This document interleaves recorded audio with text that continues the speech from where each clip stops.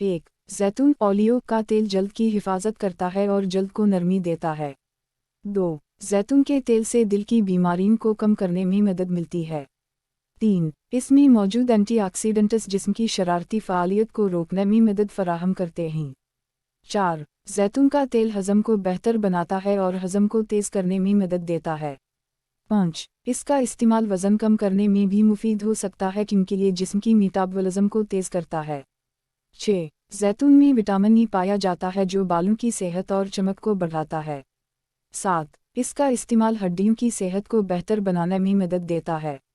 8. जैतून का तेल खून में कोलेस्टेरोल को कम करने में मदद फराहम कर सकता है। 9. इसका इस्तेमाल शुगर, ज़ियाबीतस को कंट्रोल में भी मुफीद हो सकता है। 10. जैतून के पत्तों का इस्तेमाल कैंसर की रोकथाम में भी मददगार साबित हो सकता है। जैतून के इस्तेमाल में कुछ नुकसानात भी हो सकते हैं।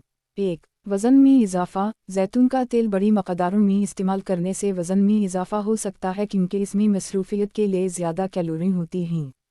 2. हज़मी मसाइल। जैतून का तेल ज़्यादा मकदारों में इस्तेमाल करने से कुछ लोगों को हज़मी मसाइल हो सकता है जैसे कि पेट दर्द या कब्ज़ा। 3. कोलेस्टेरोल की मिक़दार। जैतून के तेल में कोलेस्टेरोल की मिक़दार भी होती है और अगर आप ज़्यादा मिक़दार में इस्तेमाल करें तो खून की कोलेस्टेरोल की मिक़दार में इजाफ़ा हो सकता है। 4. हसासियत या एलर्जी। कुछ लोग जैतून या इसके तेल के इस्तेमाल से जल्दी एलर्जी या हसासियत का शिकार हो सकते हैं। 5. इस्तेमाल के तरीक़ा में गलती। जैतून का तेल जल्द पर मुस्तक़िम इस्तेमाल करने से खुश्की या छिलका पड़ने का ख़दशा हो सकता है। इसको मनज़मी से और मुनासिब तरीक़े से इस्तेमाल करना ज़रूरी है। ये नुकसानात जैतून के इस्तेमाल की मख़सूस मिक़दार और तरीक़े पर मुनहसर होते हैं।